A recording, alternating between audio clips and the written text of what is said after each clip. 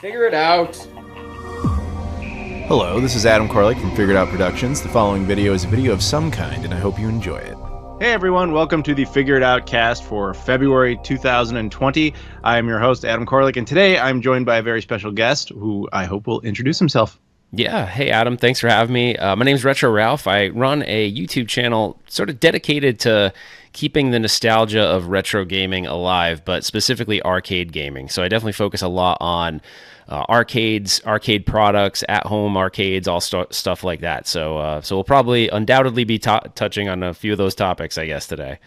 Most definitely, and I appreciate that because my channel has primarily been focusing on consoles for years, so I don't have a whole lot of arcade perspective and knowledge, and so I will very much defer to you. So if I ever like, oh, my favorite thing was this, and you're like, no, stupid, that doesn't make sense. Here's why that doesn't make sense. By all means, bring it on. I appreciate it. Right. But I want to thank a guy named Wubio. He actually sponsored having you on the show. Wubio has this habit of going out and like finding talent and putting them on my show so that the show is actually good. So I appreciate that. So thank you very much for being here. Of course. Thanks for having me. Of course. So as a consequence of that, you get to pick a lot of the subjects, and certainly you did.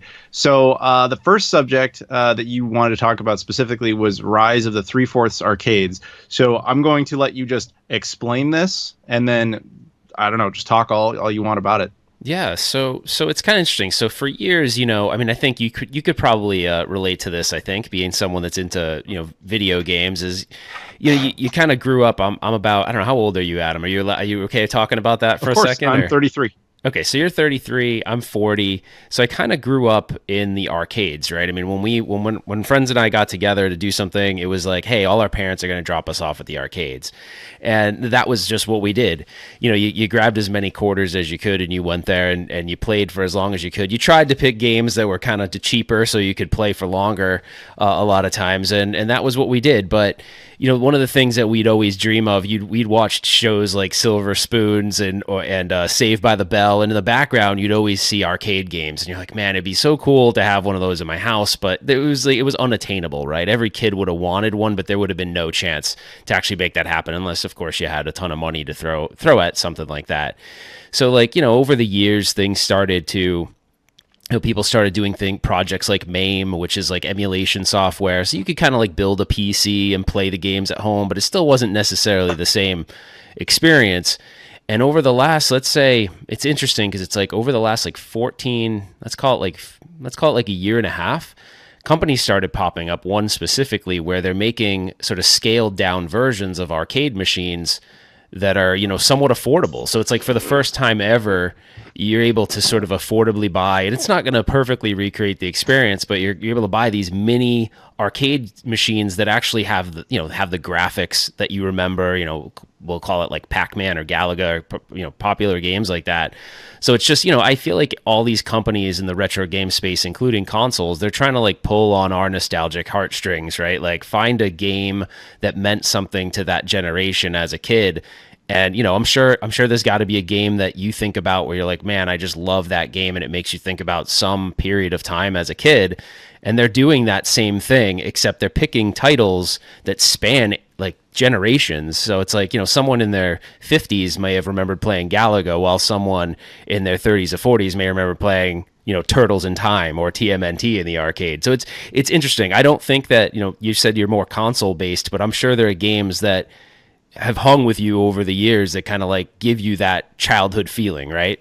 Of course, absolutely. And that applies to arcades as well. Like, I mean, I'm not totally without having played arcades. I grew up slightly after you, so by the time I was old enough to be playing games, arcades were more or less a dead thing, because I mostly grew up in the 90s, and that wasn't the arcade like golden era. That was the 80s.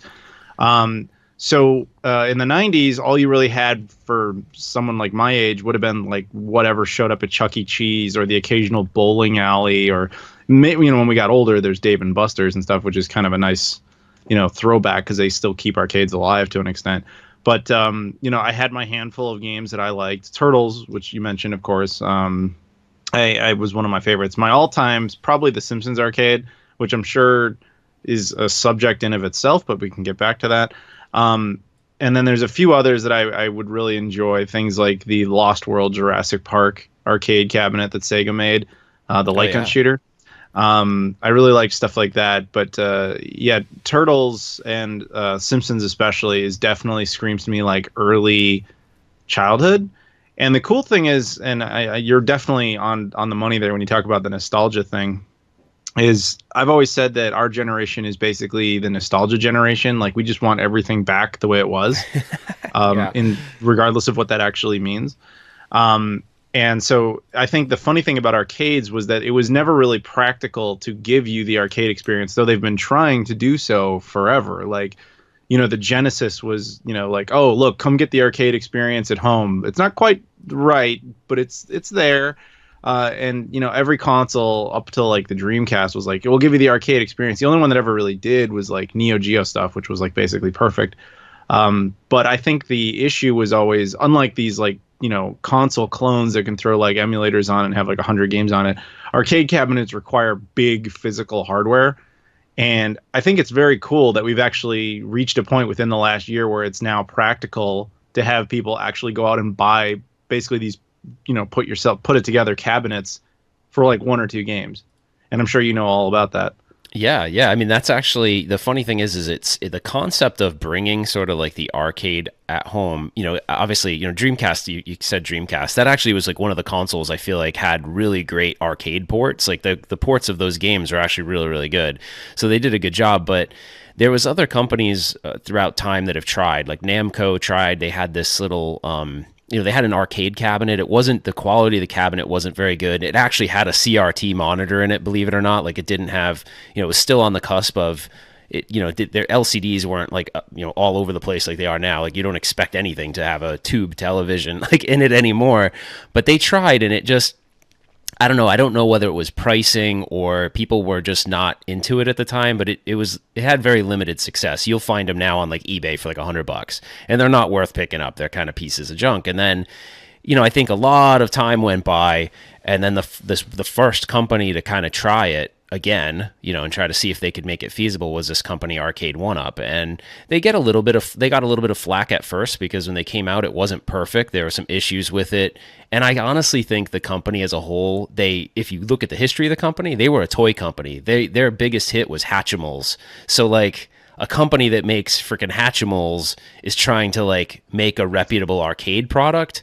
And so at first it was rocky because they were missing a lot of the details because people get snobby about gaming and retro consoles. I mean, they really do. Like you mentioned it. Yeah. Some people are like, wait, this is emulation. I don't like this. So some people don't care about emulation, and some people go, no, it has to be exactly to the original. So they had a little bit of trouble at first, but then they started listening to the community. But I have this feeling that it was a complete surprise to them how successful it would be, and now this pivot to quality is kind of like, oh wow, they're kind of they're becoming a little bit more, they're more serious because they see there's people that actually like really want these products. So it's interesting because we can talk more about that, but they've improved the quality after each and every release, and now they're starting to actually listen to community feedback. And there was actually a stat that's kind of crazy. Their senior vice president the other day said that they've actually hit the mark where they've sold 1 million units. Now, that's pretty insane because the best-selling arcade game would be Pac-Man, and Pac-Man sold 400,000 units. So that means this little company that's only maybe a year and a half old as far as the brand Arcade One Up has sold more cabinets than the most successful arcade cabinet in the history. So that's kind of nuts when you put it into perspective like that. Does that include all of their cabinets? It does. It does include all their cabinets. Now, I did ask, hey, how many Pac-Mans have you sold? And they didn't give me that answer. So it would be interesting if they ever got up to a point where they sold more of their 3/4 scale versions of Pac-Man than the actual Pac-Man. But they won't give me that information. So, oh well. It's a mystery. It's pretty neat that's on the rise. Yeah, I mean, do you attribute? I mean, do you want to move on to the next subject, or is there more you want to add to this? Well, I think this has led to others jumping into the market. So like this whole 3/4 scale thing, I think, a company that you may actually know, I'm sure you probably know this company. So the second company to jump into it was a company called At Games, which I know you've probably Yes. either evaluated their products, right? And I guess what would your opinion of their products be, not even knowing I do anything? not like their products. Okay. Well, that's the problem. That's everyone's opinion of their products pretty much. Yeah. But they decided to get into this space too, but instead of building a 3/4 scale cabinet, they kind of made it almost full size, except they imagine taking an arcade cabinet and sort of like slicing it down the middle so that it's not as deep because it doesn't have a TV in it. So you don't need, it doesn't have a CRT. So they created their own version. But here's the crazy thing. It's surprisingly decent. Like, it's not a piece of junk. And a lot of their products you could put in that category. So they entered the market. But, if we take the unit, and this is obviously me speculating a bit, I would say they have 2,000 units in the field. So you're talking 2,000 customers potentially versus a million of those cabinets out in the field. So it's interesting. We'll see where that goes, but they're doing some things that would kind of almost get into a shady category because they actually have emulator cores installed on their device, and so you can bring your own ROMs on that device. So it's kind of interesting. Some people have mixed feelings about that. I could see why, because on the one hand, it can threaten the quality of it, but on the other hand, it opens up the possibility to put other content of the user's choice on there, which then is in its own gray legal area. But I could see why they're on both cases, because when I look at Game stuff, historically, I mostly think of them with the those crappy Genesis clones they always did. Yep. And you just go look, yes, they gave you an affordable way to play a lot of Genesis games, but they did it really badly. So it's not the type of device that generally would interest, as we might think of as purists. But at the same time, there's going to be a lot of kids or a lot of gamers out there who are just I don't even care, dude. This is just a cheap way for me to play some nostalgia. And you shouldn't. It's one of those things where this is its own debate, because on the one hand, you want to push for quality products and you don't want to reward bad products. But at the same time, you have to accept the reality that not everybody cares nearly as much as you do. And that will likely apply to these arcade cabinets. Though you're saying At Games is actually doing a decent job. So if that's true, good on them. Yeah, it's interesting. So they fixed, I don't want to go down too much of a rabbit hole here, but the one thing that was kind of interesting is no one really knows this, but they released 2 products. I can't remember if it's in the same year. But when they lost that relationship with Sega, I don't know exactly the backstory, so I shouldn't say lost the relationship. I don't know exactly what happened. But when Sega decided to go with, I think it's M2, to make their Sega Genesis Mini, At Games released a second version of their device, and they fixed all the emulation issues and all the sound issues. I don't know why it took them so long, but the product kind of just disappeared into outer space because everyone had trashed the first one so bad. And if you think about it, they spent a decade selling really crappy Sega clones, where it was mostly the audio was just really bad. But you said something interesting. I do think that there's a place too for people that they don't have the money to spend, right? Because there's other devices out there that do emulation almost perfectly, but you're going to pay for that. So it just depends. Some people, like you said, they're casual enough, they see it at a Walgreens or whatever, and they go, oh, that's cool, it plays Streets of Rage, I want to play that, I remember that game, or whatever it is, or Sonic. And and maybe the audio is total crap, but they paid $30 for it. They don't care, and then they never play it again. So At Games is in an interesting spot, but they're trying to patch the past, I guess. I was just gonna say, you're right. The impulse market buyer is not the one who cares about the pure quality of the audio. If they were I'm in a Walgreens to pick up something. Oh, look, they have that. You know what? Screw it. I'll get that too. Nobody goes to Walgreens with the intention of buying video games. Yeah, so I'm buying my retro gaming. Anybody who went to Walgreens and picked that up, because I know you're right, they sell them there. So anybody who went in there to buy that thing is not the audience that's going to care about the quality of it. So there's no reason, if you're Sega, that you can't be look, let's make a buck off of that. But what happened there is that originally the Genesis Mini was going to go with At Games again. But Sega finally listened to the fan base being you've got to be kidding. And so they decided, okay, we'll fix this because this is meant to be more for a hardcore fan base as opposed to what we'll call the Walgreen fan base. Yeah. It is a shame though that I do believe that I it's a long track record. 10 years of developing something that's pretty much junk that's pretty bad. But I do believe that if the company and the engineers behind it are going to try that, let's at least see what the effort is. But the YouTube can be pretty unforgiving, I think, and I think people just said, look, it's crap, and no one really saw past that, so no one really decided to take the time to look at that second version product. But had they released that one and not, let's say, the one M2 did for Sega, I don't think people would have complained that much. It was pretty decent. It needed some work, but they fixed a lot of things. So the reason why I wanted to come full circle on this is the same core they used for Genesis on that, they put on their arcade cabinet, which is called the Act Games Legends Ultimate. That's the name of it. But yeah, so they're trying to, I think, erase the past a bit, but 10 years of crappy emulation and really poorly made devices is, I think with gamers is hard to forget about. Yeah, it's going to be hard to turn that one back. I mean, at games, like literally the first reaction, if they know what it is, people just go like, yeah, they laugh. Yeah, because it's a name that's solely associated with poor quality. So it's going to take a long time, if it's even possible, to repair that. Yeah, agreed. So any other thoughts on the rise of 3/4 arcades? Yeah, so there's one other part of it. So first it started with, so this one I didn't really see coming. So there's like obviously I don't know how much you're into pinball machines or if that's something you like. Is that something that you... A little bit. Not massively, but a little, yeah. So like over the last, it's probably, I don't know, you could call it almost 5, it could even be 10 years, this whole other like subgenre popped up called virtual pinball, which is basically like a pinball video game that's trying, a lot of those. Yeah, it's trying to mimic the physics of a real ball, but it's really demanding. I mean, a real pinball table, but it's really demanding. You need really, great fast PCs and great GPUs, lots of, need lots of memory. So like to get it to work right.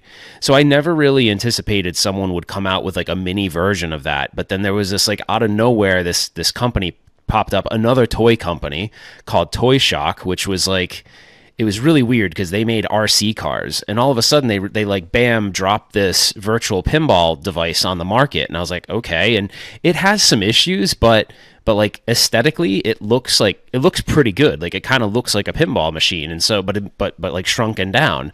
And I kind of thought, well, they're probably not going to be that successful with this because you need something really powerful to run it, and the price point's going to be really out of whack. But the price point was actually half decent. I think it was $399 or something like that. So it was a decent price point.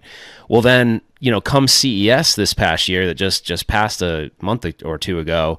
It was actually a couple weeks ago. Oh, was it? Oh, God. I was there. I don't even really remember. We're still in January at the time we record this. This is a long year already. Holy crap. It feels like that was like months ago. You're right. I know. That was like 3 weeks ago. Holy shit. Okay. So am I allowed to swear on this? That's what happened. This has been the longest year ever so far. It has. So it's like, so long story short on that.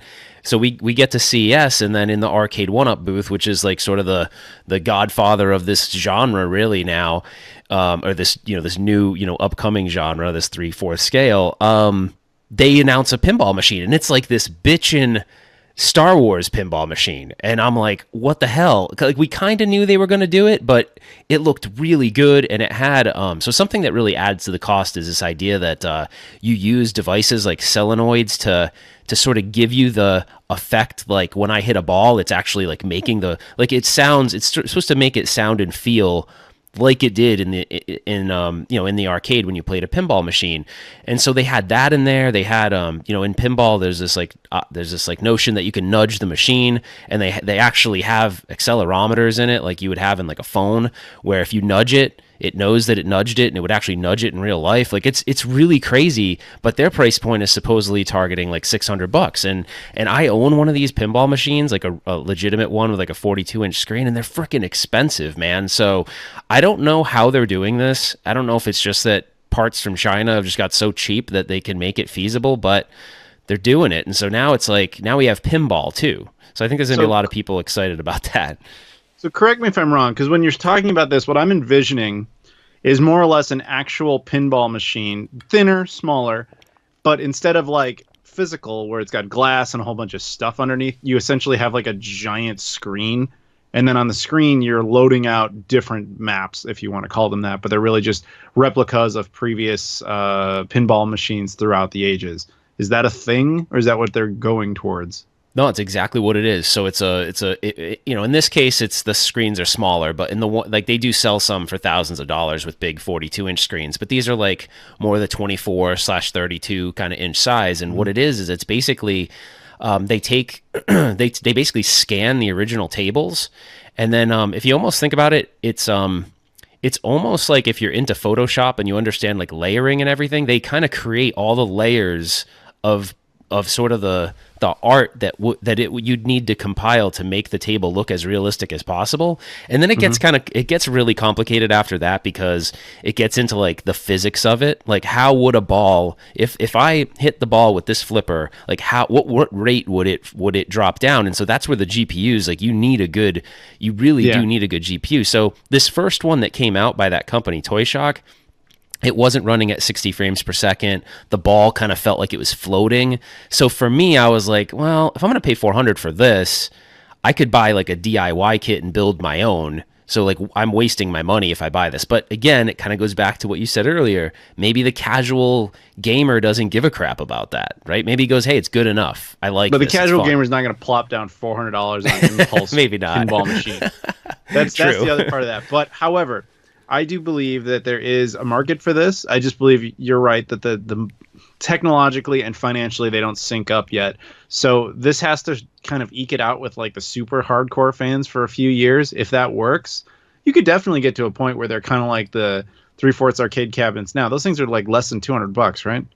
Well, so the retail price is usually $300 when they come out, and now. But that's usually with like 1 or 2 games on it, isn't it? Well, the standard's usually 4, so it usually at least has 4. Yeah. Imagine it down the road where, even at 400, maybe down to 300, 200 if you're lucky, where it has like 5 to 10 different pinball arcade. I'm gonna keep calling them maps, even though it's not really accurate. But on there, like that could definitely get to a point where that's financially viable. It just has to cross that threshold, I think. Yeah, and I can't remember offhand because I modded it so quickly, but the Toy Shock device, I want to say it's got 12 games in it. So Gottlieb is like it's weird though. So this is where they kind of like missed the mark a bit. They not only did they release a virtual pinball for $400, but they picked tables. That's what they're called technically. They call them pinball tables. So that makes a lot of sense. Yeah. So on the pinball tables, they picked the publisher Gottlieb, which to me, like a lot of the games that they made were like almost late 70s, early 80s. So for me, it pulls on zero nostalgic heartstrings. Like, I don't know. I didn't even know what the game. I'm just gonna ask you if you know the name of if you know this game, because I didn't know it. But it was a pinball table called Haunted House, and I was like, I have no idea what that is. Never played it in my life. So, but the whole game that they released was based on the theme of that pinball machine, and I'm like, well, for me. And the weird thing is they marketed it in the commercial towards kids, and I'm like, well, a kid who's like 7 years old sure as hell doesn't remember the Haunted House game. If anything, it's like the guy that's 50 years old or in his late 40s that remembers that game. So anyways, it was just kind of weird how they came to market with these games that really didn't resonate. Now, the one cool thing is, I guess Haunted House, I did some research, like Haunted House was the first pinball machine to have like multiple levels. So like there's like a play field, but your ball can go in a basement. So like it's a level underneath the table. So it was pretty innovative, but it didn't do anything for me. I'm like, cool, I don't know what that is, so I just think it missed the mark. I do not know anything about that particular situation, but I'm playing devil's advocate here. Is it possible they just thought people know what a haunted house is? It's generic enough that we could do it. Maybe. The graphics are cool. Like the artwork looks cool. Maybe that was it. Especially, yeah, it could be. That or a licensing thing that has lapsed. So it's like, I'm not going to say public domain, but virtually public domain, or just something they easily got a hold of. I don't know. I guess the one thing that's interesting, because it's a constant or it's a similarity between these companies, is that Arcade 1-Up is actually a brand of their parent company called Tastemakers, and what Tastemakers sold was toys. And so they're kind of making this transition from toys to sort of arcades or video games. And this other company, Toy Shock, is doing the same exact thing. They didn't do anything with gaming. They sold RC cars. So it's interesting because I wonder if like, are all those toys dying, like things we would have played with as kids, just a dying breed? So these companies go, how do I succeed in the future? Well, it's got to be arcades or it's got to be video games because that's what sells. No kid wants to play with, you know, a Hatchimal anymore or whatever. You hit the nail on the head, actually. The toy market is in massive decline right now. And I don't know a lot about largely that. Because kids don't really care as much about toys. They're mostly interested in like tablets and Fortnite and stuff. Yeah, that's crazy. Do you have kids? Because I have... You don't? Yeah. Did you say yes? I sorry. I do not have kids. Oh, you don't. Okay, so I have a 12-year-old son, and yeah, it's hard to get him into things like retro games because he kind of looks at it like, wow, what antiquated thing is that? Like he doesn't. Sometimes I can get him into it. Like I can get him into things like, oh, hey, here's House of the Dead. You have a gun, you shoot zombies. He's like, oh, okay, that's awesome. But I mean, like games like Mario, like Mario Brothers, he's like, yeah, I'm good. Like he just doesn't have any interest in it. He's like, do you get to kill these? You know, do you get to like kill anything? Is there any blood in this game? You know, it's kind of sad, but. Well, it's kind of funny, but I mean, in a sense, it does resonate logically because. I mean, it would be the same as if like your parents or even your grandparents are like, hey, this is an old black and white silent film. This was a big deal back in the 1920s. And you're like, cool. Yeah, right. Like, yeah. I Sounds can't awesome. wait to watch Howard Hughes's movies. That's awesome. I'm going to leave now. Like it just doesn't work. It doesn't resonate to a certain point. I think with kids, you would have to kind of, if you want to call it this, indoctrinate them with retro gaming very early on for them to build anything with it. But if you have to do that, then that actually says a lot about how maybe it's just not appealing after a certain point. Yeah, no, agreed. Well, he likes some of it, so I'll take that as a win. Yeah, you didn't lose. You did okay. All right, so I'm going to move on to the next subject here, which kind of, I think, just follows up. It's another one that you picked, but you asked the question simply, what is the appeal? I don't know if that was building off, and you already kind of talked about that, or was that a specific thing you wanted to say? What is the appeal of, like, arcade cabinets in general? Yeah, I think it's just that it's again, it gets back to that nostalgia thing. I think everyone goes, it's weird because I'll tell you, Adam, sometimes I go in the room and I just want to look at them, which is kind of weird. Like, no, not at all. Like, not at all. I just like, want to look at them. Someone who collects a bunch of stuff. I sit here in this office right now where I'm recording this, and I see like my Wii U collection and all this other stuff, and I'm like, I don't want to play it, but I want to look at it. Ooh, look at that. So I completely get it. That is not weird. But I think that doesn't. But I feel like I'm speaking with someone that has like the similar interests. But I think if you like look at like, I don't know, if I told my sister, who's a little bit older than me, like, hey, sometimes I just want to go in that room. It just makes me feel good to look at them. She'd be like, what the hell? Like, I don't think she would understand, but I think that's part of it, right? It's like, because I think that's more a human nature thing, because you just have to find, I don't know, I do not know your sister at all, so this is a generalization, but let's say she was like super into shoes. She's like, I don't get you. Then goes in her closet full of shoes, and she's like, zen. Maybe she gets it just on a different item. Oh, you know what? I never really thought of that. I don't know that that's something she's into really, but that is a good. But I can see though there are other. Yeah, I get that connection for sure. Because I mean, there are people that collect sneakers, quote unquote, real men who like love their cars and go hang out in garages all day. We all have that. It's just different things. Yep, exactly.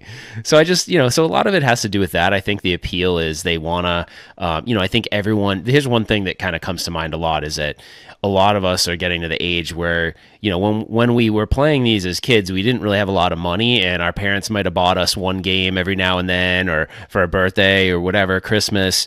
But now we actually have, like, we've made some money over the years, and like we have decent jobs. And so like maybe we even have a room in our house dedicated to the things we enjoy collecting. So I think a lot of that also has to do with, hey, I want to put this in my game room for my own enjoyment, but should I have someone else over? It's almost a conversation piece too. They're like, oh my gosh, I remember that game. Like Turtles in Time, holy crap, that's so fun. And then they want to play it with you. So, I mean, because let's face it, it's a 4-player game, but I don't even know that I have 4 real friends that actually visit my house to actually play with me. So that is so true. Everything you just said was so hauntingly accurate. I've only beaten that game one time, and that was I was at a barcade in New York, and we all just went in and we're like, all right, we're doing this. and just 4 of us sat down and played it. But other than that, like, you never really get through those types of games. Well, and that's the other thing too, right? We're playing games where we have to stand, and that's another thing. So if I start to like play devil's advocate, I'm like, why would I want to play any of these? I could go sit on my couch and play it on like a Wii or a Switch or an Xbox or PlayStation. So there's a lot of like.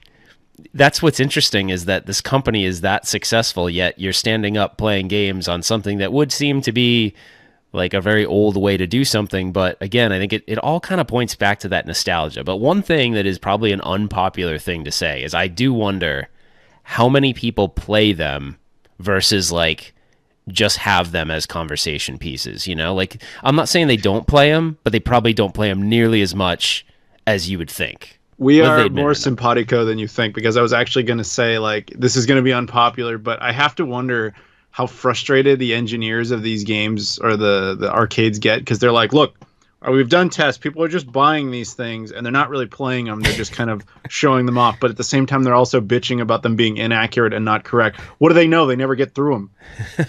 You have to believe that they've had this conversation internally. I'm sure they have sometimes, because I mean they complain about, I mean, there was here's one for example. So on the Star Wars arcade, I actually played that, but I wouldn't have played it when it was released, because I think it was released in like 79 or something. So like obviously I was born in 79, so I definitely didn't play it in the arcade, but I think it was still like lingering in the arcades, like they kept it running. So I remember playing it at some point. But the thing that's interesting about that game is that people had played it under emulation for so long that they were like, oh, well, this is how the arcade used to play. Well, come to find out, the ROM was not correct. So this was pretty cool, though. So Arcade 1-Up went to a company called Code Mystics, who does a lot of, like, they'll redo retro games for modern hardware and everything. And so they redid the game, but they bought a real Star Wars. So they bought the real one because they wanted to make it as accurate as possible. And I guess when like you get hit, the screen flashes gray for a moment. And people were like, they were going nuts. They're like, this isn't original. This flash wasn't in the original game. Well, come to find out, it was in people's baseline was MAME, and MAME wasn't right. So like it actually was real, but they were complaining about it, not knowing that this is actually how the real arcade game played. So I always kind of talk about how this is like a funny thing that I've said before in a video or two on my YouTube channel is like, I think people forget how crappy these games used to look on their TV when they were like connecting it with, you know, an RF switch and all this bull crap we had to use. And it's like, you realize that even the crappiest system, like I don't want to pick on them, but Hyperkin makes a lot of budget cables, but I like their cables. I think they're fine. They're not going to give you like they're not going to give you the experience that like a Mega SG will or whatever. But it's that kind of thing. Like people forget. And it's like everyone wants it to be perfect. And it's like, well, but it wasn't perfect then. I mean, it's nice that we can have it perfect now, but they just forget what the experience was like, I think, sometimes. I don't know. It's weird. There's like a divide. There's like elitists somewhere in the middle, and then someone that doesn't give a shit, right? Yeah. It's actually kind of an interesting psychological test, you know, because we all have this desire to have it be exactly the way as it was, yet none of us are really sure what the way it actually was. Yeah. Do you know what I'm saying? So, like, it totally applies to that Star Wars example. And, yeah, it applies to, like, the N64 or the PS2. Because I do videos on, like, how to upgrade those here and there. And you get a million people being like, you know, but it looks like crap. It's like, dude, it always looked like crap. Like, well, especially the N64. It's hard to make the N64 look good on, like, a modern display. It just both of them, those are, like, of all the consoles that people seem to really want to go back to, those two, by far, the most infamously difficult to make look good. With the N64, everybody just kind of everybody has this memory of it at a certain age that looked amazing, which is not right. And the PS2 is the most frustrating because all of its contemporary rivals had a lot of future-proofing in them, so they actually look fine, even now. But the PS2 looks horrific, and people can't seem to figure out why it is. It's like, dude, it always looked like that. It was just masked behind bad televisions and no competition. Yeah. So, well, you just didn't know any better. my console that I put into that category is actually the Sega Saturn. So the Sega Saturn, it just looks like crap. Like because it was a transitional console. It was like they hadn't really got the whole 3D thing correct yet. Like they didn't maybe it was the hardware that wasn't fast enough, or from a graphics processing perspective, they didn't have it on the mark yet. But yeah, when you hook it up to a to a modern TV, you're like, wow, it just doesn't. There's some games that look good, but the games that look good are the ones that are doing more 2D than 3D. So it's like, and then after, and of course the consoles after that got it all right, and it looked much better. But I don't know if have seen this product. I guess I was kind of hoping that it was going to be featured at CES, but it sounds like it's going to take a while longer. But Hyperkin's building that. It's going to be called, I think, the Retron Alt, and it's their N64 console. And I think right now, because I think this would be actually like your age range, like you would have probably had. Was that like your console N64, or would it have been something? No, I was more of Genesis. Okay, so actually it's someone more in their 30s then, right? Like probably in their. I'm 33. Early 30s then, maybe like late. I can't remember. Well, anyways, so probably late 20s actually. Yeah. I'm getting so old that I can't even like remember, but it's hard yeah, but it's interesting because I think that whole market is like really, it could be really hot if they come out with a lot of good, like a system that could really kind of make an N64 look good. Because it can look good. I've played it under I can't remember the name of the emulator. There's an emulator that does a really good job of perfect something 64. I can't remember the name, but it does a really good job. It like upscales it and it looks really nice. But if someone could release a console that does that, I think people would be pretty excited about it. While I agree in concept there, I don't think Hyperkin is the ones who are up to that challenge. We can get back to that. With the Saturn, though, in regards to the, it was made to be a 2D console with 3D elements. What they didn't predict correctly was that 3D was the future, which was a mistake. But to their credit, they at least put RGB future-proofing in there, which, Nintendo didn't. So you got to give them that. But aside from that, yeah, it's not a particularly attractive console. Do you like Sega? Is Sega like, are you a pretty big fan of Sega, or? Dude, Google the term Sega's Bay, and I come up. Okay, well then that's awesome. I'm love not Sega even joking. too. That's Sega's actual title for me. They came up with that as a corporation. Well, that's pretty cool. Yes. That's awesome. But anyway, so yes, what is the appeal? I think we've kind of covered that. Yeah, we definitely did. So I'll move on to the next thing. You wanted to talk about how legit all these products are. Or did we kind of already cover that too? Yeah, I think we did. I mean, it goes back to that whole, there's going to be debates on certain games, like it looked this way, it looked that way, sounds aren't right here or right there, but one thing I will say that's kind of interesting, like we'll use this for example and then we can move on from the topic, but there was this outrage when Arcade 1-Up released, I say outrage, but it really was, like people got really upset about this one element of the game. So when you turn on that arcade cabinet by Arcade 1-Up, you turn it on, it's the TMNT cab, and it plays the theme song that you all remember from TMNT. However, it's not the actual theme song. But at first glance, you're like, you listen to it and you're like, something seems a little bit off. Like something's not right. Like, I don't know. If you remember that, because you kind of like in a tracked mode in the arcade, it would just play that intro over and over and over again. So if you recall or remember, you'd be like, it seems different. Well, come to find out, they couldn't actually use the real song. I don't know the legal reasons why, but they couldn't. I'm sure it's licensing. It always is. Yeah, so they had to re-record it. They did a pretty good job re-recording it. It's not terrible, but the thing is, there was outrage, and it was outrage as if like Arcade 1-Up like did that intentionally. It's like, look, I'm sure they really wanted the song, but they just couldn't get access to it for whatever reason, licensing, whatever. But yeah, there was outrage as if they were like, it was like, oh my gosh, I can't believe you do this to us, and it's like, well, they would have done it if they could have, So, and honestly, like, is it that much? Are you going to complain that much about this one element that you're not going to buy the product? Well, clearly not, because they sold a ton of them.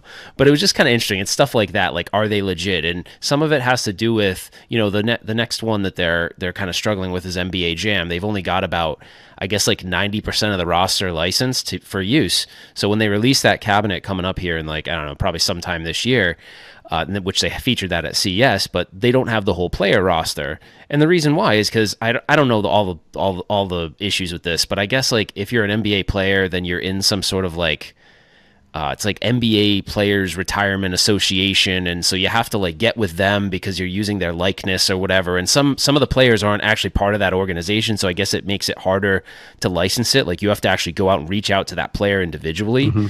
So like that's the kind of stuff like they're trying. The fact that they're even trying to do that to make it authentic is like that should be, you know, that's a pretty like that should be rewarded. You know, that's a pretty cool thing that they're doing. But yeah, to think that they could get it exactly, you know, 100%, that may not happen, but people get like really hung up on stuff like that. And I get it, but you know, I mean, if the jersey, if it looks like that character, but the jersey doesn't say his last name, I would be okay with that. But there are people that just like, no, that is totally not legit to them. If that's like that, then I'm playing it some other way. But you know, I mean, it's, you know how this is. Everyone, yes, people will fight. So having worked in the industry now for like over a decade, I can tell you that the way I say this is everybody wants the burger, but they don't want to meet the cow.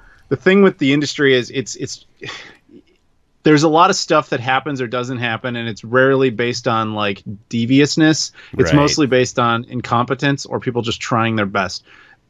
No one is going out of their way to say like, hey, you know what would be cool is if we gave him TMNT, but we didn't give him the right music. Like, wouldn't that be fucking funny? Yeah, like we should do that.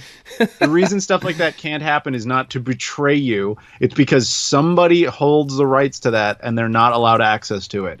It's just not viable to get it. Yeah. It's always stuff like that. And like NBA Jam's a perfect example. First of all, RIP Kobe Bryant. That was very sad. Yeah, for sure. But also, like even, all right, so I grew up here in Chicago in the 90s at the height of the Chicago Bulls and their success. You know who was never in video games? Michael Jordan. Yeah, Jordan, yeah. He's in a handful. He was in like, obviously he was in the Space Jam video game. And then he was in a couple of just random NBA games here and there, but not many. Mostly actually when he was on the Wizards. But when he was on the Bulls and the height of his success, he was in that situation where you just couldn't license him for whatever reason. Probably for the reasons you stated. So it doesn't surprise me at all, especially after they've had multiple NBA lockouts to rewrite all of the players' rights since NBA Jam was made. I think they've had at least 2. Which means they probably updated their collective bargaining agreement to have terms about who can appear in video games and what the circumstances of that are. Because like those NBA 2K games make a crap ton of money. Yeah, those games alone basically kept 2K alive after the debacle that was Battleborn. That game flopped massively. It probably should have killed them off as a company, but NBA 2K kept them alive. Point is, there's a lot of money, and where there's a lot of money, there's a lot of people who want to get their hands involved. And when people have a right to get their hands involved, then you have rights issues. Hence, you don't have your music.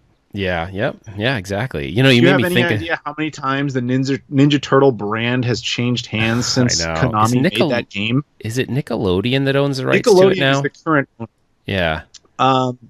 Was it Eastman and the other guy? I'm forgetting their names. It was Eastman and the other guy. They owned it. Then they passed it off. They passed off the video game rights to Konami, the toy rights to Playmates at one point. The show rights eventually were absorbed by Saban, and then Saban was absorbed by Disney. So Ninja Turtles was with Disney. Then Ninja Turtles was sold off to Paramount, and Eastman bought out a chunk of it, and then he sold it off to Nickelodeon. And so it was like, dude, when stuff changes hands that many times, it's so hard to follow. It's just going to happen. For sure. You know, you made me think of something when you're talking about basketball games for a second, but there was one game in particular that I remember, and I think I'm pretty sure that it, like, they had the rights to use Jordan in it, but it was kind of crappy game, but it was an MS-DOS game, and it was I think it was called Jordan. It was called like something in flight. Maybe it was even called Jordan in Flight or Michael Jordan in Flight. I can't remember exactly, but the game, it probably was released around, I don't know, I probably was like maybe a sophomore in high school or something, maybe. I can't even remember, but I do remember playing the crap out of it, and it had Michael Jordan in it, but it was like this crappy, like, I don't know, it had no crowd. I don't even think it even had other players. I don't even really remember it that much, but I remember it being hard on my PC though. Like I had a PC where you had to like press the turbo button to make it work good, something like that. But it was one of the games that Michael Jordan was actually in, I believe. But it wasn't a great game by any stretch, and I think it might have been even an EA Sports game at the time. But that was kind of the era where like PC games were just like, I don't know. They were all over the place, I think, with PC gaming. But anyways, I don't know. I'm digressing on the topic, but but yeah, that was the one I remember with Jordan in it. Jordan actually had his own span of a couple of video games that were just his, like I said, Space Jam, and he also had that one by EA. Funny enough, Michael Jordan, Chaos in the Windy City. See, I never played that. Oh, dude, it's hilarious. Is that a Genesis game or who? It's a Super Nintendo game. The Genesis version was canceled. The premise was Michael Jordan is working out in a gym, playing basketball, and all of a sudden there's like this break-in, and he's like, "What the hell?" And he gets this like letter from like a circus clown or something like that. I swear it's that weird. Whoa. And the guy's just like, "I've abducted multiple NBA players and hidden them throughout the city of Chicago. You have to save them." What? So you just go through these random locations throughout the city, and it's a platformer where you use basketballs to attack like mummies and stuff. It's so weird. It's hilarious. So it's Michael Jordan in it. That's Michael Jordan weird. is in it. He's on the cover. I actually am friends with the guy who was responsible for the cover shoot of that game. And if you look it up right now if you want. Wait, it's a photo what's it of called? Michael I have Jordan to. What's it called? Shirt and black shorts, and he's holding like a frozen basketball and like one that's on fire. I have a photo with my buddy who was at that photo shoot with Michael Jordan, and he's like, the black shorts that Jordan is wearing in that photo, he's like, I own those now. And he's like, I will give them to you if you want. I didn't take them, but I have that option if I ever want a pair of pants once owned by Michael Jordan. Okay, I'm looking. This is the weird. I don't know how. First of all, I guess I do know how I would have passed this up, because at the time when I had Super Nintendo, that was definitely a period of time where that was like our Blockbuster days. Like we'd go into Blockbuster and rent games, and I really did put a lot of. I mean, I had video game magazines, but I used to put a lot of weight on. Okay, do I like the graphics of the title? And I probably would. I mean, it doesn't look that. I mean, the title doesn't make it look bad, but the weird thing is it's a platforming game, which is so odd. Do you even play basketball in it at all? To the extent of like you jump really high and you slam on something like a basketball hoop to like make coins pop out. This is sounding really weird. Basketball? No. I'm gonna have to play this because this is sounding extremely odd. So I'm gonna have to check it out. It was a weird time, and I my buddy told me it's what led to the rise of EA Sports was that particular game. It also probably fed into Space Jam, because at the point in time which that game was made, they basically said, what's the most popular video games on the market for platformers? They were the most popular thing. So they're like, we got this, we have access to Michael Jordan, who is like this superstar, most famous person on the planet. What if we put the two together? That's how you got that game. Okay. Well, and the consequences of it were, I know it fed into the rise of EA Sports, particularly for the basketball division. But it probably also fed into the logic of Space Jam. I can't say that for sure, but it wouldn't surprise me. Well, I found it for $13 on eBay, so I might have to pick it up. It's not a good game. I mean, enough so that the Genesis version was just straight up canceled. I've tried multiple times to get through it, and I rarely get past the first level because it just gets kind of boring. It's just not a well-crafted platformer. But you're more than welcome to try. You piqued my interest enough that it seems like sometimes those like strange video games are worth playing just because you just want to know. You're like, what the heck was this? It's definitely one to know. All right. Weird. Well, I'm going to check that out. Cool. All right, so we're going to move on to our next subject, which is just a round of shout-outs here. So if I didn't mention at the top, and I don't think I did, this is a Patreon-backed podcast, so everybody who's a member of my Patreon gets access to this early. And if you're not, that's cool. The video comes out eventually publicly, but if you want to join, by all means, anytime, it'll be a link in the description. And you can get early access to videos. You can, pick subjects on this podcast. You can get a shout out on the podcast, or you can even be on the podcast. Much like Ralph here. So thank you very much. But the shout outs to the following people who paid for that specific tier. We've got Trey Wagner, Luis Bonilla, Michael Kelly, Jesse Perez, Joseph Tamburino, Eric Peralez, and Caleb Bravo. Thank you again. Once again, that's Trey Wagner, Luis Bonilla, Michael Kelly, Jesse Perez, Joseph Tamburino, Eric Peralez, and Caleb Bravo. Thank you guys very much. So moving on to the next subject. You specifically wanted to talk about FPGAs. What exactly did you want to talk about? Yeah, so it's kind of interesting because, one of those things, the complaints is that, when we go back to the complaints about these arcade systems is like, hey, it's not exactly the same as it was. There's something off, and or maybe like the emulation isn't perfect. And so like there's this whole, we know that FPGAs are getting into devices like, the Mega SG, I think it's the Super NT. Like they have all these devices that are, basically creating the experience. It's more recreation than it is emulation, which is really cool. It's like recreating the hardware, which it's essentially hardware replication. Yeah, exactly. That's a much better way to describe it. It's something that you have to kind of explain to a layman, which is emulation is replicating more or less the hardware through software, whereas the FPGAs are more replicating the hardware through different hardware. That's a much better way to explain it. Yeah. So that's actually starting to bleed its way into arcade games too. Because I have a closet that you can't see behind me, obviously, because we're on a podcast. But yeah, there's no cameras. No. There's this closet behind me where it's stuffed with PCBs. It's a bunch of arcade PCBs, and although I like breaking them out from time to time and playing them, I have like this device called the Super Gun, which allows you to you can hook up your PCBs and play them on a TV without having to have a full arcade cabinet. It's pretty cool. But honestly, like over the years, I'm using it less and less and less because I'm like, dude, these things are getting old, and for one, and like to play one game, I got to take this whole board out. But the cool thing is it is the exact experience, exactly the way you remember it. And so, there's companies popping up now that are starting to get into the idea that, hey, can we do FPGA based arcade games? So one project I'm kind of interested in, which I've played with a little bit, but I'm by no means an expert, is I started playing with Mister a little bit, and Mister started adding support for, certain arcade games. So it's pretty neat. But it comes at a price. Like the Mister project, actually, you can buy the hardware for fairly cheap.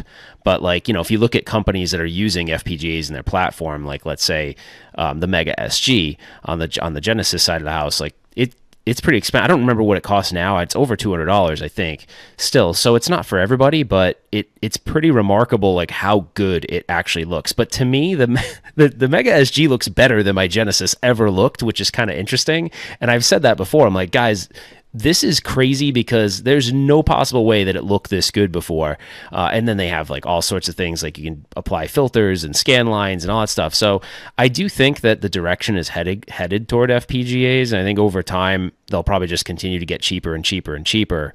But, at some point, these parts are going to be like non-repairable, right? I mean, how many of these PCBs are you going to be able to fix anymore? And you sure as hell can't recreate them exactly the way they were, because some of those parts are not even available, right? So FPGA is really the only way you're going to kind of keep it alive. So it's just an interesting transition we're going through, where you're seeing more and more of these retro products, whether it be arcade based or console based, including FPGAs. So I just think it's an interesting topic, and there's a lot of like it's an up and coming, I think, area around retro gaming. It'll be interesting to see where it goes though, because right now I think some people are priced out of it because they're expensive. Yeah, I agree. I only currently own one FPGA, which is the Retro AVS that plays NES and Famicom games. Okay, I'm not familiar with that one. Does it work pretty well? Yes, I love that thing. I did a video on it. You can check it out if you want to. But yeah, I when it comes to retro consoles, I typically like to get the full original experience, but then like upgrade that experience, which kind of isn't really the original experience anymore. But whatever. But with the NES, it's so finicky and it's so hard to get it to work. Even if you replace the 72-pin connector or put in one of those blinking light wins, you're still limited to composite unless you do an RGB mod. Like you have to do all this stuff. Whereas the AVS was just kind of a nice, perfect solution, unlike most NES clones. I do like that we're getting to a point where this goes back around to AT games. There was a time where if you heard about a clone console, an AT games, a Yobo, any of that stuff, you just kind of laughed because it was terrible. They were bad. They were just NOACs, like single chips that replicate everything, and they don't do a good job of it. But we've now evolved to a point where FPGAs are not only as capable, they're probably better. And that's like the Mega SG I have not actually used, but I have not heard anyone say bad things about it, which tells you a lot. Yeah, it's pretty amazing. I mean, I was actually kind of shocked at how good it is. And it's interesting because now I used to have a bunch of different platforms, different clone systems and things like that. Like I'm kind of, I don't know, I don't know, like, I know you don't know that much about me yet. And we're getting to know each other, but I'm like obsessed with clone systems, not going into it going, oh my gosh, this is going to be awesome. I just want to see either how good or how crappy it's going to be. And I know that, but I still continue to buy them. So I've used those for so many years, like hoping that I'm going to stick a cartridge in one day and it's going to be amazing, knowing that it's not. And then I got the Mega SG and I was like, holy shit. Like it blew my mind how freaking good it was. So it's pretty damn cool. And I do have all the original stuff. I have original Model 1 and Model 2 Genesis and the Sega CD. And I even have a Sega CDX, if you remember that one, which is like a portable. Got two of them. Yeah. Unfortunately, my freaking, the mechanism that spins the disc is broken on mine. I got to get that fixed. But I'm sure there's got to be a video on the internet somewhere of how to do that. I haven't actually tackled that before. But yeah, I love Sega, and it just blew my mind at how damn good it was. So pretty neat, this, as FPGAs kind of take hold. I'm going to see if I can find you some sort of like junky Famiclone somewhere. And see what we can see how bad it can really get. Well, there's the funny thing is, and I know we talked about him earlier, is at games. So I have a buddy that lives in the Netherlands, and he knows I love Streets of Rage. And he had he goes, hey, have you ever seen the At Games Streets of Rage console they put out? I was like, they did? And so I was excited thinking it was going to be something kind of unique, but it's really not. But the emulation on because, okay, it has Streets of Rage graphics and artwork all over it. So you're like, oh man, they probably did a really good job making sure Streets of Rage worked perfectly. And it is so bad. I mean, it is the worst emulation. I mean, the jumps are like they're in slow motion. Like, it's bad. I mean, it's not like tolerable. Like I'd be pissed even if I went to Walgreens and bought it for $12. Like it's that bad. So yeah. But anyways, I got all excited and he's like, oh no, I'm gonna send it to you. Like he wouldn't tell me how bad it was and he sent it to me, and it's just, I didn't even want to make a video on it because it was so bad. I felt like I couldn't do anything other than it. Just, how sometimes you're like you maybe get a product and you do the review and you're like, I don't know that I want to release this because I literally have nothing good to say. Like it's that bad. And it was one of those where there was zero good to say about it. So I'm like, I don't even know if I want to draw attention to the product. Yeah, that's a fair criticism, but you can also make entire videos out of that. My buddy Shane Rerez TV, another YouTuber his whole series is like called Worst Console Ever. Yeah, I enjoy those. Finding the worst garbage you can and showing it. Yeah, I enjoy those actually. Those are pretty fun to watch. He's one of my best friends, and yeah, I try to find him garbage like that too. Oh, cool. Do you know? Does he work full time YouTube? Yeah. Oh, he does. Cool. Yeah. So his quality is really, really good. I've always been really impressed with the stuff that he puts out there. Yeah, he's good. He's like me, but talented. Oh, come on. Anything else you want to say on FPGAs? No, I don't think so. I think it's just an interesting one. If you're really into retro gaming, both arcade or console, it's something to watch out for, right? I think it's going to really make, I think the prices will continue to come down. So it'll be sort of fun to see where it goes. This year, I think we're going to see more of them. And then it'll be interesting to see if Hyperkin decides to get into that. They've kind of been more on the, hey, I'm going to dump your ROM and just do software emulation. And I think that's kind of their market. They want to stay in that, hey, we want to deliver cost-effective products, but who knows? Maybe they'll get into it too if the price comes down. So it's kind of interesting. That's kind of it on that. Cool. Next subject along the lines of arcade stuff. And this is going to be our last arcade subject. Then I got a couple of just power round subjects, and we'll just see what happens with that. Yeah. Is there any particular game that has been through the arcades that if you could just put it in the new arcade cabinets, the 1-up arcade cabinets, what would you pick? A new arcade game or one they haven't done yet? One that they haven't done from the 80s, 90s, whatever. While you think about that, I'm going to tell you mine. I already kind of mentioned it. The Simpsons arcade. Yeah, that would be high on my list. So that was definitely one. So if we're going to talk 80s and 90s, that's you have Thanos power. You can snap one of these into existence. Which one is it? It's really tough, actually. So one game that I loved from I think it would have been the 90s. One game that I absolutely loved, it would be really hard for them to reproduce this, and the game was hard as hell too. It's the Terminator 2 game with the 2 guns mounted to it. Yeah, I've seen that. Yeah, my gosh, I played the crap out of that when I was a kid, so that would be my if because I've wanted to buy the full size version of that for years, but every time I come across them, they're just really not in good shape, or like the guns require a lot of maintenance because they've been so beat up. So that I think that would be mine. I would pick the Terminator 2 arcade game. Okay, that is a good answer. Any runner-ups? Runner-ups. My only probably X-Men. For the same reason it would be impossible as that Jurassic Park game I was talking about. Yeah, mine would probably be X-Men because I loved that that's a good one. Yeah, that big 4-player obnoxious cabinet. I don't know how you'd build that as a 3/4 scale cabinet, but that would be really awesome. The game's replay value is a little limited. Like that's the funny thing about these arcade games is they were made to be really difficult to eat a lot of your quarters. So like to finish it in the arcade you spent a lot of money to do that.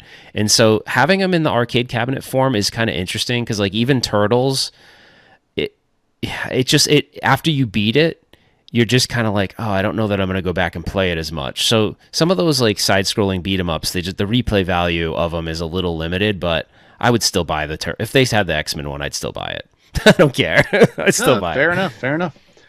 Okay, so we're gonna move on to the next subject, and the next couple subjects are not about arcades. But first of all, did you hear all these rumors that Nintendo might be doing some sort of Switch Pro upgrade?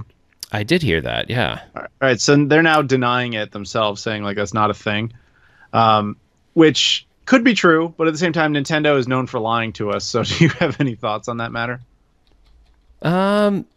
I guess the thing is I wonder what would the Pro would be like. What would be Pro about it? Would it be that it'd have like a faster processor, better graphics ability, better graphical abilities? I guess that would be interesting. I mean, I would love it actually. Set that aside. Let's say it's going to be exactly what you want it to be as a Pro. I guess what I'm asking is, do you believe them when they deny it? No, not at all.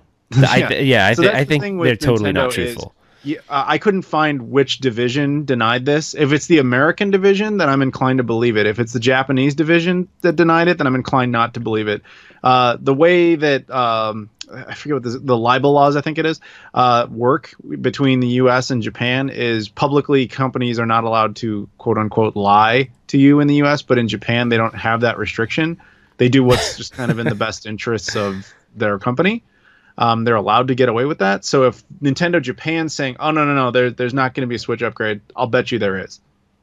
Yeah, I mean, the one thing that's kind of interesting is, I really do like I don't do a bunch of modern gaming. As a matter of fact, I have a Switch, but I play like some of the retro games or the games that are like retro themed. But yeah, it would be really interesting to see them do something like that. I do feel though that sometimes these companies, like let's just play with this a little bit. I think companies like this will go, hey, yeah, we know we have the Switch Pro in development. They float some like leaks out there to see what the reactions are, and they're like, holy shit, people would really be into a Switch Pro. So then all of a sudden they're like, hey, let's fast track that program. So I do feel like a lot of times leaks are just intentional leaks to see what it's audience really research, yeah, it totally is. I feel like nowadays it's really hard to trust what these companies and what their intentions are, what they're really going to release, because sometimes I just think leaks, just like Apple, I feel like has been just doing that. Like how many iPhones there was an Apple employee and he was in a bar and he got so careless with his prototype phone that he left it like right there on the bar. It's like, dude, you'd guard that shit with your life if you it's like, come on. So it's just silly. So I don't know. I think yes, it's 100% legitimate and they're lying, but there you go. I'm basically in the same camp. Yeah. But again, I say that with the asterisk on it that it depends on which division denied it. If the U.S. division denied it, or maybe even one of the European branches, then I'd be like, okay, that might actually be true. But if the Japanese division denied it, it's probably true. Yeah, I mean, Nintendo's kind of interesting too, because I always felt like they never really focused on. Like, they've always been one to say, like, look, our games are so good that you don't have to be the latest and greatest and the best at everything as far as, like, processor, CPU, clock speed, and graphical ability. And that's been somewhat true over the years. Like, if you have great games and there's, like, a very minute difference in the graphics, like, I don't know. To me, like, I might be in a different, I don't know, maybe this is more of my own philosophy and maybe a lot of people don't share it, but I'm all about like, you can have the best console in the world with the best specs, but if the games suck, then who cares, you know? No, I agree completely. Nintendo's an anomaly. They always have been and probably always will be. Yeah, I think so too. It might be a cost thing too, right? Hey, if we put a couple generations behind, the last time they tried to compete hardware-wise head-to-head was the GameCube, and they lost out to PS2 handedly, and they even lost out to the Xbox, which was just Microsoft's first, foot in the door console. Yeah. So I think they kind of learned a lesson that, like, especially for the Wii, reinforced that when they were like, if we go off in a corner and do our own thing, we sell 100 million units. But if we try to compete head to head, we come in dead last. Well, and I'm probably going to speak. Well, this is something. This is a topic like the modern stuff. I don't know a lot about as far as like, cost of goods when they make these things and stuff. But maybe Nintendo's like. I mean, maybe I always heard through whatever publications you read that. That like they they're always like they lose money on console hardware all the time, like all of them do. So maybe Nintendo does not. That's what they makes probably them weird, don't. is that they are very insistent that they make profit on the hardware. Sony created the model for video games in which you sell the console for less than it costs to produce, with the aim of selling so many of them that people buy all the games, and that's where you make your money. It's give away the razor to sell the blades logic. They did that with PS1 and PS2, and it worked. With PS3, it became a huge disaster. But with PS4, they decided to play it smart. So they make something small on PS4. But Nintendo is usually kind of the mindset that they have to make a decent chunk of change on it, which really hurt them with the Wii U. Yeah. Yeah. Actually, you know what? A Wii U was a system that I didn't experience. And then when GameStop started like selling the refurbished ones for super cheap, I picked one up, and I had never played this game, and I think it's called like NES Flashback or something like that. Oh yeah. Yeah, it was super fun. I was like, oh my gosh, maybe there's some games on this console that like I would have really enjoyed. So that's something like that. It's one of my million projects. One of them is really understanding what the Sega Saturn was all about, which I'm still kind of going back and doing. The other one is really trying to get my mind wrapped around what the Wii U was, and then the other one is like I really don't understand the 3DO, and I bought one because it was always too expensive. So I have a 3DO that I like can't wait to play because I just don't understand that console at all. So it's interesting. I'm gonna have fun with the 3DO, I think, at some point. Yeah, the 3DO is many things. Fun, not necessarily one of them, but the 3DO is an interesting console, to say the least. Yeah, well, I heard there was like a decent Street Fighter 2 port to it, so I want to check that out. There's a handful of gems, but for the most part, it's a lot of FMV stuff and a lot of porn. Porn? Really? Oh, yeah, a lot of it. Oh, huh. Like officially licensed porn games. Well, I know that was that weird. The thing that happened with 3DO is they were desperate to get developers on board, so they basically dropped almost all publication and development fees and said, anybody who wants to make a game, you're welcome to come do it and we'll publish it. So this one guy in particular worked at a company called Vivid Entertainment, and they are just a straight up hardcore pornography company. He basically had all these like incomplete porno movies he shot in like the early 80s that could not be finished because they just didn't have sufficient scenes. So in the early 90s, he's being told you can put them on the disc and create your own menu and just have people jump around from scene to scene, almost like a prototype DVD specifically for the 3DO. And that's exactly what you got. There was a lot of them. Well, there was that one that I remember the Angry Video Game Nerd did, which was like yeah, like that definitely intrigued. Like suggestive, but there's also just straight up like hardcore people just fucking. That's crazy. I know the one game I do want to check out is because I heard it was a really good version of it. Is I think Road Rash on it was supposedly pretty good. Rash. Yeah, so I'm gonna check it out. It's one of those things. My to-do list. It is a weird console. That's really the only way to put it. Well, I'm gonna definitely see how. I'm assuming. Well, the one thing is, how do you get that to look good on a modern TV? I'm assuming there's probably it has native S-Video out, which is about the best you can do. When you go through you can go through things like the FrameMeister or the SoC or RetroTink, and then use the M Classic to clean it up. I'm actually going to be talking about this soon. I have a friend working on an RGB 3DO for me that's being modified, so that'll be fun to check out. Oh, very cool. Yeah, no, so I'll maybe I'll have to sync up with you on that at some point. Yeah, no problem. All right, we'll move on to the next subject here. We're almost done. This is kind of self-serving, giving myself a pat on the back here, but did you know, and you probably didn't because I didn't announce it yet, that I voiced a video game? I didn't know. That's pretty cool. Yeah, there What? was no way you would have. It actually just came out at the time we're recording this. It's a new Magic the Gathering game called Mana Strike. Oh, really? And, I actually ended up being able to voice a character for that game. So that's it. That's all I have to say on the matter. You can check it out. Anybody out there who wants to. Pretty cool. Yeah, that's very cool. I will definitely check it out. Yeah, I played a character named Soren, and I admit fully I'm not a Magic the Gathering guy. I was just asked to do the voice, so I was like, okay. So I went out to Los Angeles and I recorded. Do you have like friends that were working on it, or how did you? I mean, it's kind of a neat. I'll just leave it at this. Shenmue, my favorite game ever, has led me to many things. Cool. All right. I'm just gonna have to leave it at that. I'm sure you'll. I'm sure you'll tell more. Sure you'll tell more about let's it just at say some friends. point. Sure. Okay. Cool. But yeah, and then the last subject here. Are you into movies at all? Yeah, for sure. Although I start to fall off the map after a certain time period because I don't know. I just got busy with life, I guess. But I do try to watch movies quite often. So this is probably ages you out in two regards. But so you grew up as a child of the 80s. You must have known Transformers. Of course. Okay. Now, did you ever follow up the 90s successor, Beast Wars? No. Yeah. See, I didn't think so. You would have been a bit old for it. But that was the one that I grew up on. And I'm just excited because apparently the Paramount's deciding to do some sort of Beast Wars movie, finally.